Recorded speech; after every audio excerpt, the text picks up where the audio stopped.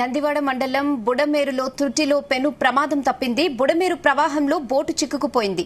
పుట్టగుంట నుండి ఒడ్డుకు దాటుతుండగా అదుపు తప్పింది. వంతెన రైలింగ్ లో ఇరుక్కుపోయింది. తక్షణమే స్పందించి బుడమేరులో దూకి బోటును గజ ఈతగాళ్లు, ఎన్డీఆర్ఎఫ్ సిబ్బంది ఒడ్డుకు తీసుకొచ్చారు. దీంతో బోట్లో ఉన్న అధికారులు, టీడీపీ నేతలు, మీడియా ప్రతినిధులు ప్రాణాలతో బయటపడ్డారు.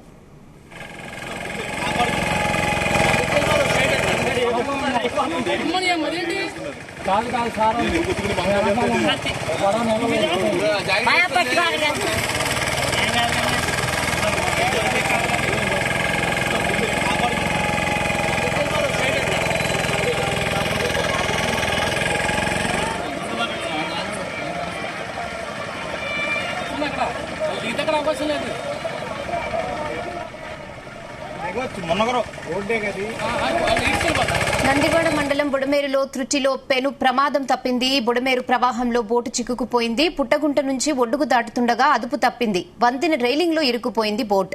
తక్షణమే స్పందించి బుడమేరులో దూకి బోటును గజ ఈతగాళ్లు, ఎన్డీఆర్ఎఫ్ సిబ్బంది ఒడ్డుకు తీసుకొచ్చారు. దీంతో బోట్లో ఉన్న అధికారులు, టీడీపీ నేతలు, మీడియా ప్రతినిధులు ప్రాణాలతో బయటపడ్డారు.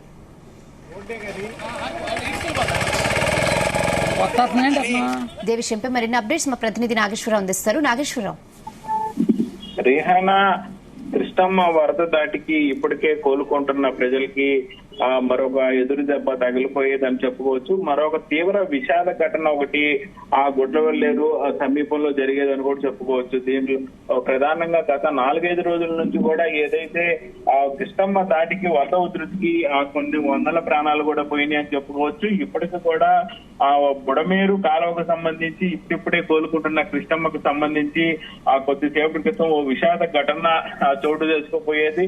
అదృష్ట కొద్దీ అందరూ బయటపడారని చెప్పుకోవచ్చు. ముఖ్యంగా ఏదైతే కృష్ణా జిల్లా గుడివాడ నియోజకవర్గంలోని నందివాడ మండలంలోని బుడమేరులో తుటిలో భారీ పెను ప్రమాదం తప్పిందని కూడా చెప్పుకోవచ్చు. ముఖ్యంగా ఏదైతే బుడమేరు ప్రవాహంలో ఓ బోటు చిక్కుకుపోయింది. ఈ బోటుకు సంబంధించి కూడా ప్రధానంగా ప్రభుత్వ అధికారులు, అలాగే ప్రజలతో పాటు మీడియా సిబ్బంది కూడా ఉన్నారు. వీళ్ళందరూ కూడా ఏరియల్ సర్వే నిమిత్తం కూడా ఓ బోట్ లో కూడా ప్రయాణిస్తున్న పరిస్థితి ఉంది. అయితే పుట్టగుంట నుండి ఆ ఒడ్డుకు దాటుతున్న క్రమంలో బోటు అదుపు తప్పింది. వంతెన ఏదైతే అక్కడ రోడ్డు చివర భాగాన ఉంది, అది వంతెన రైలింగ్ లో ఇరుక్కొని పోవడంతో అడుగు భాగం మొత్తం కూడా కదలలేని పరిస్థితి అయింది. దీంతో కాసేపు ఉత్కంఠ వాతావరణ పరిస్థితి అయింది.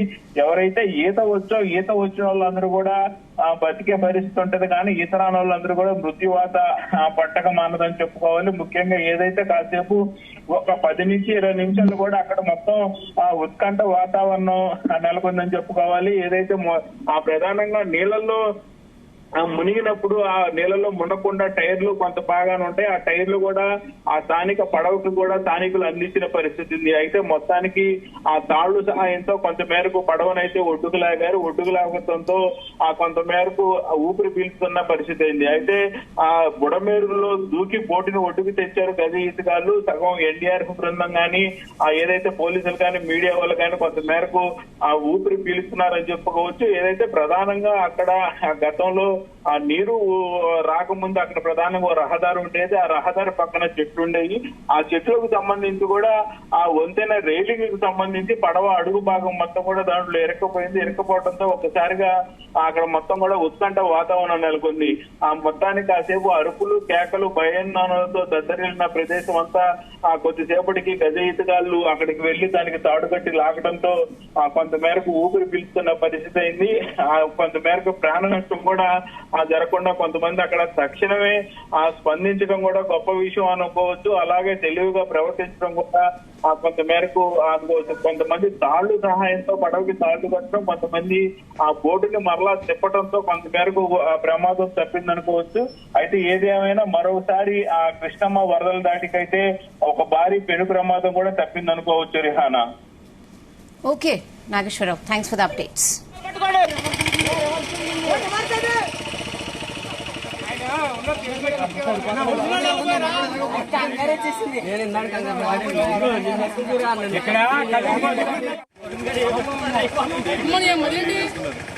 కాదు